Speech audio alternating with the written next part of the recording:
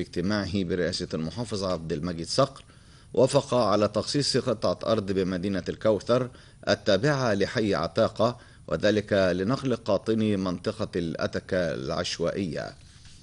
كما قرر المجلس تخصيص قطعتي أرض لإقامة مركز إبداع مصر الرقمية ومركز خدمات مصر، الذي يقدم العديد من الخدمات الحكومية من خلال تطبيق منظومة الشباك الواحد.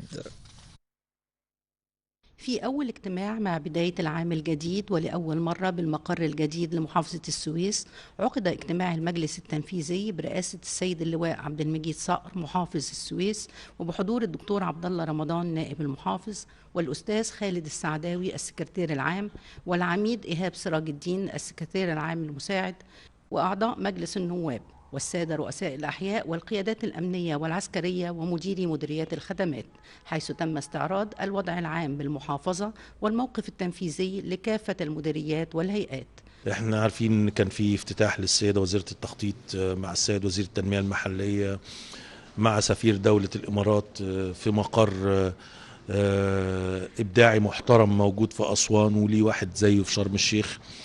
الدولة ماشية فيهم في التطوير بحيث تقدم كل الخدمات اللي هي المواطن بيدور عليها، كل الخدمات بمعنى كل الخدمات اللي يحلم بيها المواطن واللي ما يحلمش بيها المواطن موجودة في مكان واحد إلكتروني بتسهل عليه حياته، ياخد خدمته في نفس اللحظة اللي هو موجود فيها. الحقيقة اتعمل في أسوان النبض بتاع الناس، والنبض بتاع الناس الغلابة العاديين محقق نجاحات قوي جدا جدا جدا في أسوان. فاحنا كان لينا لقاء مع السيدة المحترمة الفاضلة الدكتورة وزيرة التخطيط.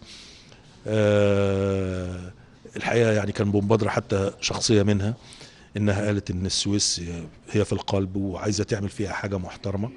فاحنا الحقيقة فورا لم نتأخر وخصصنا 4000 متر، يعني تقريبا اقل من فدان بحاجة بسيطة، بحيث ينشأ عليها المركز دون يقدم الخدمات لمواطني السويس ويعمل لهم حالة بهجة وسعادة. الموضوع الثاني اللي كان مهم بالنسبة لنا دار الإفتاء، زي ما انت شفتي ان حاطة اليافطة وخلاص وشركة المقاولات هتنزل.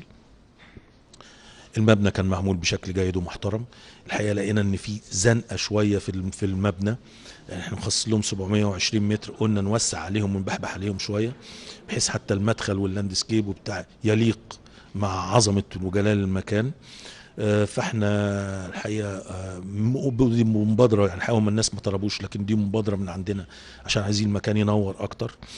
فاحنا قلنا بدل ما 720 متر هنخليها لهم 1000 متر، بحيث ان يبقى المبنى ليه مدخل حلو وشكل حلو جمالي كده محترم. تم خلال الاجتماع مناقشة جدول الأعمال والذي تضمن العديد من الموضوعات، حيث تم الموافقة على عدد من المشروعات التنموية والتي تخدم محافظة السويس ومواطنيها وتواكب الإصلاحات الهيكلية على مستوى الجمهورية وإحداث نقلة نوعية نحو التحول الرقمي لمحافظة السويس.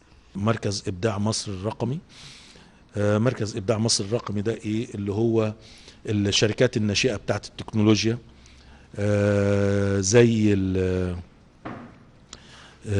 زي مدينة اللي هي موجودة على طريق القاهرة اسكندرية، اللي هي القرية الذكية، جزء مصغر من القرية الذكية بشركات ناشئة صغيرة هنعمله هنا عندنا في السويس في كبريت.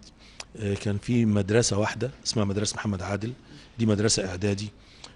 كان في نتيجة الزنقة في فترة من الفترات عملنا مبنى هناك للمدرسة الثانوي التجاري. الوزارة ما بتعترفش غير انها بمدرسة اعدادي بس، ومش معترفين بالمدرسة الثانوي التجاري. احنا الحقيقة قلنا طب ما نفصل الاتنين، ده فكرنا احنا، ونعملهم مدرستين. فلا يعني اصطدمنا ببعض العراقيل، تواصلنا مع وزارة التربية والتعليم بأريحية شديدة، وهيئة الأبنية التعليمية بقيادة اللواء يسري رحب جدا جدا جدا. فعلشان نعمل الحكايه دي لازم نوسع على المدرستين بحيث ان يعمل كل مدرسه منفصله وليها حوش وسور وبتاع. فاحنا ضمينا مساحه 1000 متر عندنا لمساحه المدرسه، خدنا موافقه عليها على التنفيذي. ووزاره التربيه والتعليم بقياده هيئه الابنيه التعليميه بسياده اللواء يسري هيعملوا لنا الفصل للمدرستين بحيث دي تبقى مدرسه مستقله ودي مدرسه مستقله. وفي مركز شباب كبريت من زمان كان متخصص له مساحة معينة من الأرض، زودنا المساحة بتاعته أو هو زاد نتيجة الظروف وعدم المتابعة في الفترة اللي فاتت، وبقت أمر قائم. فاحنا قلنا موافقين ان احنا ندخل المساحه اللي اتضافت للمركز دي وهنضمها على المركز على شرط ما يبقاش فيها محلات، تبقى تتعمل نشاط رياضي للاولاد والبنات وللناس اللي هم موجودين في منطقه كبريت، وفي شوادر متخصصه في مواد معينه تموينيه مش هتكلم عنها دلوقتي كنوعيه المواد التموينيه. واحنا اتفقنا مع بعض الشركات انها هتنزل لنا المنتج بسعر مخفض ان شاء الله رب العالمين هنحس بيها في خلال الفتره القادمه، والخير والسعاده يا رب والنماء. كانت اكتر من مشكله في منطقه كبريت بتخص الثلاث نواحي. احنا لما شفناها وعرضناها على معالي المحافظ اللواء عبد المجيد صقر، انا بصراحه ما كنتش متخيله ان النهارده هيبقى فيه قرارات بالشكل ده، لان الموضوع ما تعداش 14 يوم. كان من أهمها فتح وحدة طب الأسرة.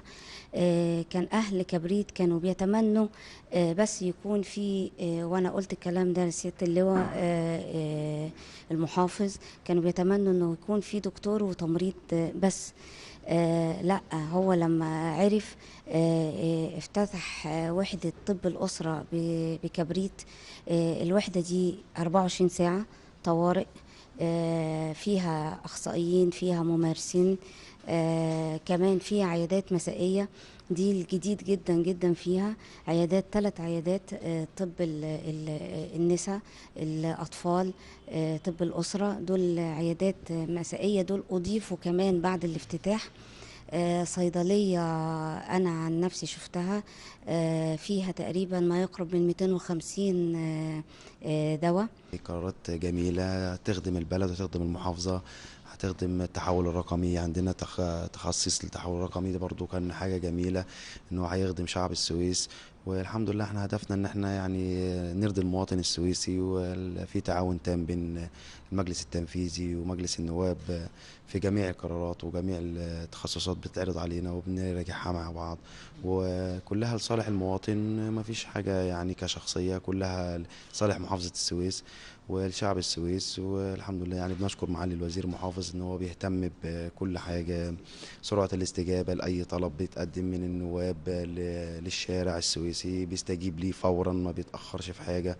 اجتماع المجلس التنفيذي أول العام الميلادي الجديد يحمل الكثير من البشرى لمحافظة السويس والمجتمع السويسي، وذلك بالموافقة على عدد من المشروعات تعمل على تعزيز تنمية البنية التحتية لتكنولوجيا المعلومات والاتصالات وتحسين الخدمات الرقمية في الجهات الحكومية، بالإضافة إلى الاهتمام بالمناطق النائية والمحرومة بالمحافظة، مما يسهم في الارتقاء بمستوى حياة المواطنين على كافة الأصعدة لمواكبة توجهات الجمهورية الجديدة.